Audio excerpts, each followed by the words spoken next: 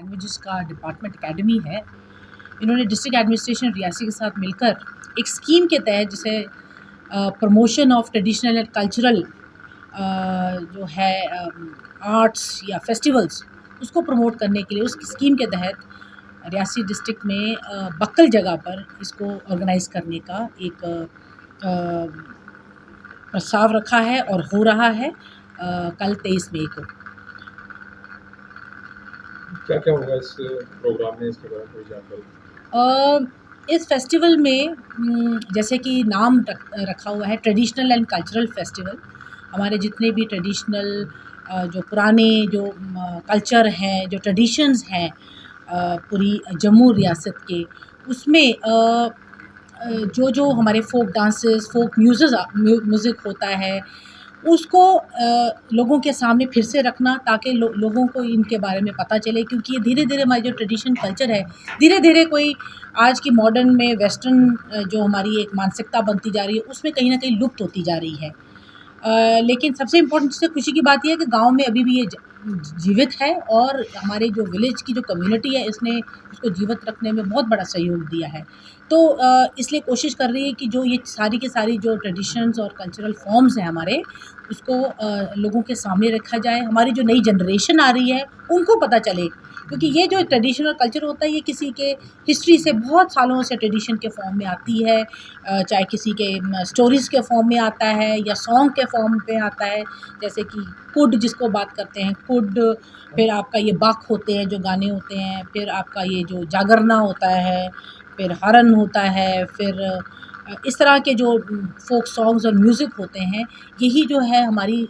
पुराने लोगों की कहावतें, जो चाहे जो रूलर्स थे उनकी कहानियाँ या किसी भी अच्छे चीज़ के बारे में अपने लोगों को बताने का एक फॉर्म होता है, उसको ज़िंदा करने के लिए ये स्कीम के तहत इसको प्रमोट किया जा रहा है। हम क्या मान के चलें इस तरह का कार्यक्रम को जो हमारा सभ्यता जो डूबता हुआ नजर आता है, क्या उसको बचाने का भी प्रयास किया जाएगा इस कार्यक्रम के माध्यम से? बिल्कुल, क्योंकि इसमें ये स्कीम करी ट्रेडिशनल आर्ट कल्चर को, फेस्टिवल्स को प्रमोट करने के लिए बनाई गई है। और ये एक बहुत बड़ा इनिशिएटिव, बहुत अच्छा इनिशिएटिव है कल्चर डिपार्टमेंट का, कि हमारे जो लुप्त होती हुई कल्चर है, हमारे ट्रेडिशंस हैं, बहुत कम रह गए, सीमित रह गई है। हमारी आज की जनरेशन को शायद पता ही नहीं है इन चीज़ों के बारे में। तो उसको रिवाइव करने के लिए, लोगों के, हमारी जनरेशन के सामने रखने के लिए, ताकि वो उसको सीखे, अपनाए और आगे अगली जनरेशन तक ले जाए, क्योंकि एक जनरेशन ख़त्म होती है तो उसको आगे उस धरोहर को ले जाने का काम अगली जनरेशन का होता है, और यही मकसद है।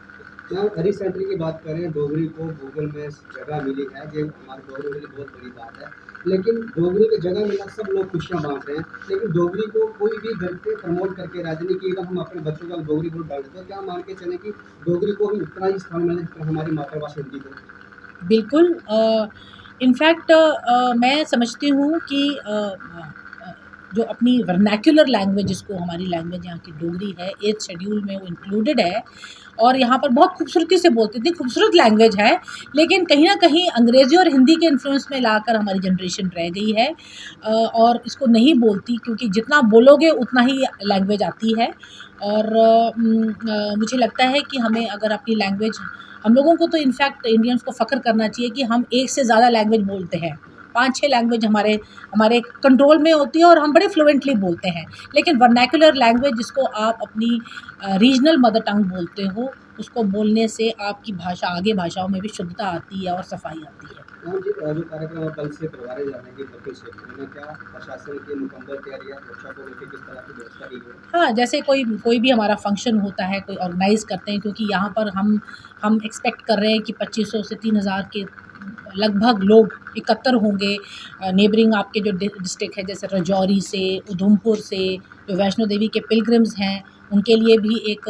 अच्छा माध्यम रहेगा कि वहाँ दर्शन करके उधर एक फ़ेस्टिवल को जॉइन करें, देखें क्या है यहाँ का लोकल, हमारा जम्मू का कल्चर क्या है, उसको देखने का एक उनको मौका मिलेगा, क्योंकि दूर स्टेट से लोग यहाँ पर आते हैं। तो उनके लिए जो एक बेसिक जो तैयारी होती है, पानी की फैसिलिटी, बिजली की फैसिलिटी,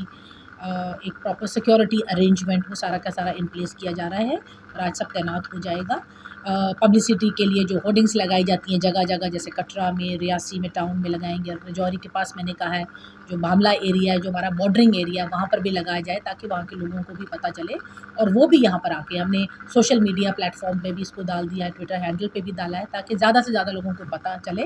क्योंकि ये एक दिवसीय है। तो इसलिए कोशिश रहेगी कि इस सांस्कृतिक उत्सव में सभी आएँ, बढ़ चढ़ के पार्टिसिपेट करें। हमारे इनफैक्ट स्कूल के कई बच्चों को भी मैंने कहा है कि आप जुड़ के आप भी अपना आपको भी प्लेटफॉर्म दिया जा रहा है, आप भी आकर अपना टैलेंट को वहाँ पर प्रोजेक्ट करें। और इसमें लगभग 200 आर्टिस्ट हैं जो यहाँ पर आएंगे और यहाँ परफॉर्म करेंगे।